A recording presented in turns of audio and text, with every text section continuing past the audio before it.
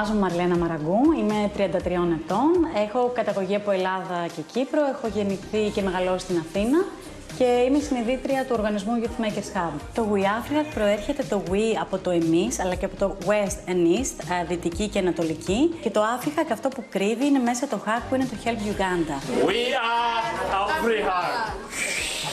Το 2016, μαζί με τον αδερφό μου τον Κωνσταντίνο, αποφασίσαμε να κάνουμε ένα ταξίδι στην Ουγκάντα. Δεν είχαμε κάτι πολύ συγκεκριμένο στο μυαλό μας. Γενικότερα μας αρέσουν πάρα πολύ τα ταξίδια, οπότε ήταν πιο πολύ από περιέργεια.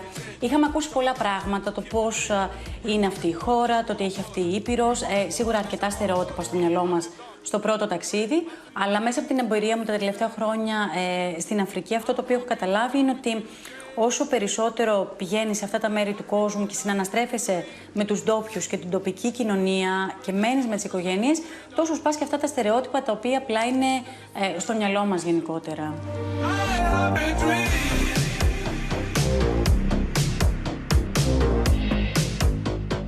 Οπότε είπαμε να κάνουμε μία επίσκεψη 3 εβδομάδων στην Ουγκάντα και πιο συγκεκριμένα στο Γουακίσο της Καμπάλα, που είναι και η πρωτεύουσα της Ουγκάντα. Να επισκεφτούμε πανεπιστήμια, να επισκεφτούμε σχολεία, να δούμε πώς ακριβώς είναι τα πράγματα εκεί. Και θεωρώ ότι το 2016 άλλαξε η ζωή μου, ο τρόπος με τον οποίο σκέφτομαι και νομίζω ήταν η καθοριστική χρονιά για εμένα για αυτά που θα ακολουθούσαν μέχρι σήμερα. Γυρνώντας, βάλαμε ως στόχο μαζί με τον αδερφό μου ότι να επιστρέψουμε με κάποιο συγκεκριμένο σκοπό, με κάποιο πιο βιώσιμο τρόπο, με τον οποίο όχι θα βοηθήσουμε, αλλά θα ενδυναμώσουμε τον κόσμο εκεί, σε συνεργασία με τον κόσμο εκεί, και ήταν τελείως ξεκάθαρο στο μυαλό μας ότι ό,τι κάναμε από εκεί και πέρα θα ήταν πάντα σε συνεργασία με τους ντόπιους.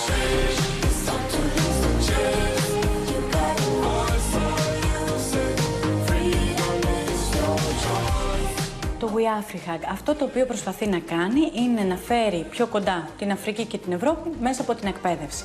Πιο συγκεκριμένα πώς το κάνουμε αυτά, κάνουμε εκπαιδευτικά σε σεμινάρια, σε πανεπιστήμια και οργανισμούς της κοινωνίας των πολιτών σε διάφορες αφρικανικές χώρες. Μέχρι στιγμής έχουμε πάει από Ανατολική Αφρική σε Τανζανία, Κένια, Ουγκάντα και Αιθιοπία, και από Δυτική Αφρική, Γκάνα, Τόγκο, Μπενίν, Νιγηρία, και από Βόρεια Αφρική στην Αλγερία. Ουσιαστικά το ένα κομμάτι είναι το να μπορέσουν μέσα από το πρόγραμμα Εράσμους να έρθουν για κάποιο συγκεκριμένο χρονικό διάστημα είτε στην Ελλάδα είτε σε κάποιο άλλο συνεργαζόμενο πανεπιστήμιο στην Ευρώπη, και μετά να επιστρέψουν στο πανεπιστήμιό τους και να μεταφέρουν και τη γνώση που έλαβαν.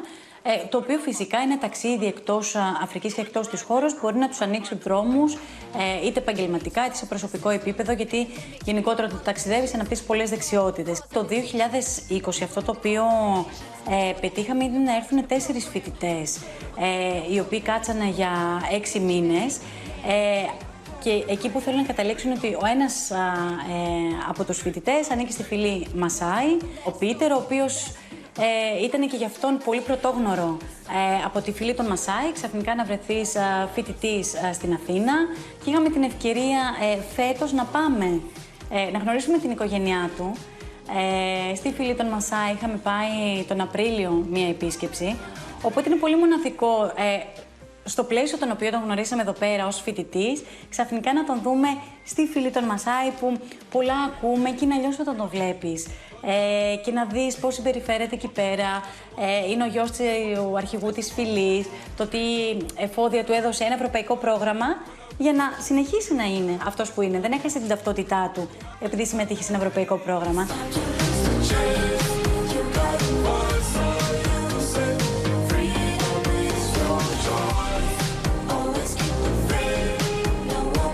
Είναι χρώματα, είναι εικόνες, είναι ήχοι, είναι σκέψεις, είναι πολλά μαζί. Ενεργοποιούνται όλες σου οι αισθήσεις όταν είσαι στην Αφρική, χωρίς να το καταλαβαίνεις.